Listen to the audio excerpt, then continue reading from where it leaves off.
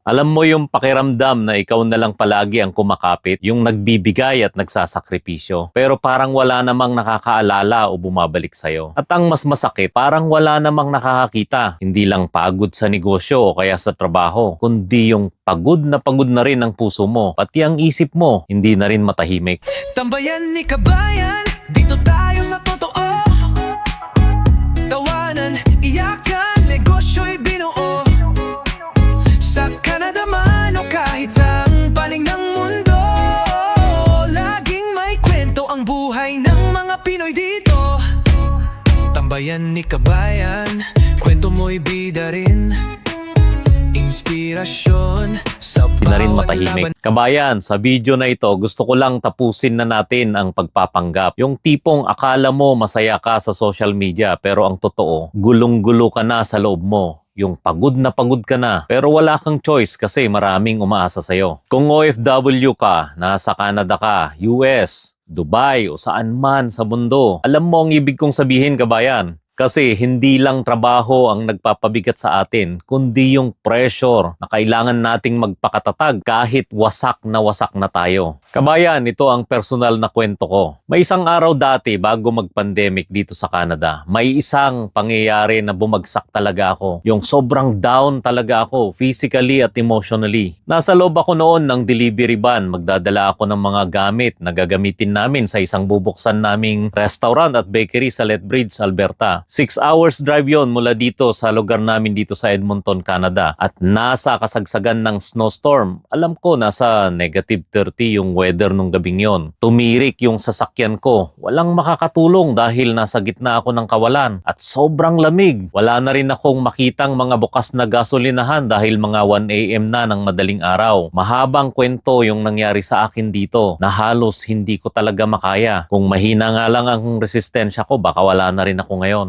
At dito sa pangyayaring ito, biglang pumasok sa isip ko, para kanino nga ba talaga lahat ng ginagawa kong ito? Walang tulog, walang pahinga, kulang sa kita, tapos ang daming problema na ako lahat ang takbuhan. May mga tauhan sa negosyo, pati mga taong lumalapit sa akin, kahit mga taong walang papel dito sa Canada, tinutulungan pa rin dahil sa kagustuhang tumulong sa kapwa natin. Kahit dito mo lang sila na-meet sa abroad, yung stress ka na, parang sinasakal ka na, pero kailangan mo pa rin ngumiti at magpatuloy dahil ikaw lang ang inaasahan. Pero kapag ako ang may kailangan, dead malang lahat. Ito kasi yung problema, kabayan. Yung stress, burnout, saka isolation. Yung tahimik ka lang, pero punong-puno ka na sa loob. Yung palagi kang nagbibigay, pero takot or nahihiya kang humingi at magsabi kapag ikaw naman ang nangangailangan. Yung sobra na ang pagtitiis at unti-unti ka nang napupuno na hindi ka na makahinga. Yung nagpapanggap tayo na okay sa harap ng pamilya kasi ayaw nating madagdagan ang problema ng pamilya natin. Ito yung masakit na katotohanan na gustong-gusto mo nang isigaw. Pagod na ako, pero di ko pwedeng ipakita, baka akalain nila mahina ako. Bakit parang ako na lang palagi ang nagbibigay? Paano naman ako? Yung gusto kong umuwi na lang sa Pinas, pero anong uuwian ko? Wala pa akong naipupundar. Wala na ba akong karapatang magreklamo? Dahil ba sa ang daming umaasa sa akin? Yung kahit may sakit ako, kailangan pa rin pumasok dahil walang papalit sa akin sa ginagawa ko. Yung hindi mo masabi kung ano yung tunay mong nararamdaman. Na kahit nga mga simpleng kagustuhan mo rin ay hindi mo na rin magawa. Yun bang gusto mo rin kahit isang linggong bakasyon man lang sana na walang iniisip, yung pahinga lang talaga. Yung sana may taong makinig naman sa akin, hindi yung puro pahiram agad ang usapan. Yung gusto mo rin namang maramdaman na mahalaga ka kahit hindi ka makapagpadala o makapagbigay dahil wala ka pa naman talagang maipapadala. At ang malaking pangarap mo, nating lahat, yung makauwi sa Pinas na may negosyo at wala ng boss. Wala na, naglaho na. Pero ito ang nakikita kong solusyon, kabayan. Emotional awareness plus strategic action. Ito yung dapat malaman mo na ang ibig sabihin ay alam mo dapat kung ano talaga yung nararamdaman mo at dapat tanggap mo siya. Acceptance kumbaga na hindi tinatakasan o pinipilit na okay ka kahit hindi naman talaga. Kasi alam mo, honestly kabayan, sa akin, noon ang pangarap ko rin ay makauwi sa Pinas na magkanegosyo at wala ng boss. Pero unti-unti nang naglalaho ito dahil ngayon ay natuto na akong lumaban at gusto kong marating ang tagumpay ng mga pangarap ko sa buhay kahit andito tayo sa sa abroad dahil nakita ko na pwede pala siya. Dati, sinasarili ko na lang lahat ng problema. Sanay na ako eh. Pero ngayon, lumalaban na ako sa buhay dahil walang makakatulong sa atin kundi sarili pa rin natin. Dati, oo lang ako ng oo sa lahat. Pero ngayon, natuto na rin akong magsabi ng hindi kung hindi ko naman talaga kaya. Mabuti nga at nahanap ko itong vlogging. Isa ito sa mga nakakapagbigay sa akin ngayon ng talas ng aking isip para mag-reflect sa mga nakaraan kung anong mga